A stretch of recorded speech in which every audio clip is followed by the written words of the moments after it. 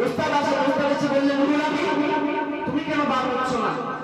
ওই সময় ছোট্ট আল্লামা রুহুল আমিন বলেছিল, উস্তাদ আমি আপনাকে একটা কথা বলি, যে পানির মালিক আল্লাহ, যে পানির মালিক আল্লাহ, যে আল্লাহ এই মাদ্রাসার ভিতরে পানি দিচ্ছে, সেই আল্লাহ কি পানির পাত্তা কি অন্যদিকে করে দিতে পারে না?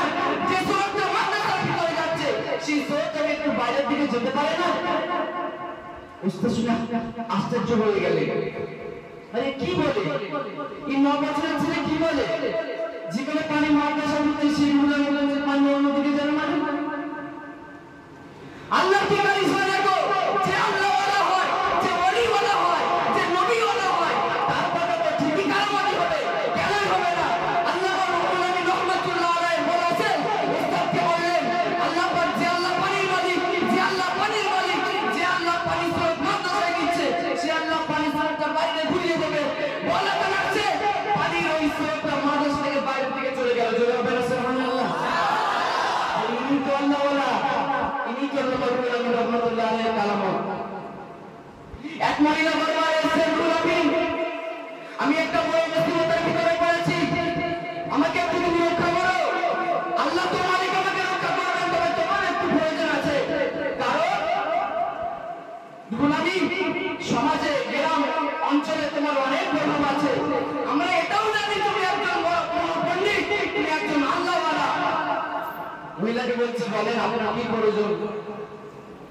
ওই সময় মহিলা বলছে, আরে রুহুল আমিন আমি আপনাকে একটা কথা বলতে চাই, আমার একটা ছেলে সন্তান আছে, আমার একটা পুত্র সন্তান আছে, যে কিনা জন্ম থেকে আনবো, আমি তোমার কাছে একটু বিরাজন করবো, তুমি আল্লাহর কাছে একটু দোয়া চাও, যে আল্লাহ দুনিয়ার মালিক, যে আল্লাহ জমিনের মালিক, যে আল্লাহ এই গোটা জগতের মালিক, সে আল্লাহর কাছে তুমি একটু হাত পাতো, তুমি একটু দোয়া করো, আল্লাহ পাক আল্লাহ তাআলা যেন আমার এই অন্য সন্তানকে চোখটা ফিরিয়ে দেয়।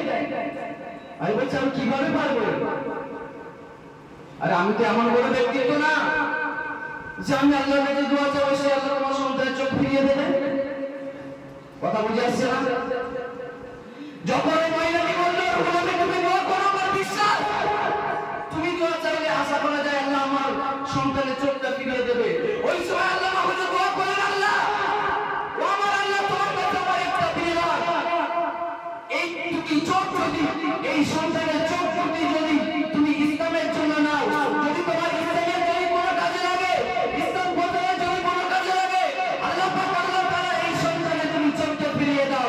আল্লাহ পাক আল্লাহ তাআলা রুহুল আমিনের দোয়া কবুল করলেন এবং দোয়া করার সাথে সাথে ওই তুমি চোখটা ফিরিয়ে দিলেন। জোরে বলেন আরে বলতে হবে আল্লাহ হুজুরের কারাম কার স্মৃতিচারণে আজকে আমরা বসেছি, আমাদের এটা মাথায় রাখা দরকার। তাহলে আমাদেরকে অনুসরণ করতে হবে যে রুহুল আমিন রাহমাতুল্লাহ আলাইহি মাদ্রাসায় আজকে আমরা উপস্থিত হয়েছি, আমরা জামিয়াতে পড়েছি, যার স্মৃতিচারণে আজকে আমরা এখানে বসেছি, আমাকে অনুসরণ করা লাগবে।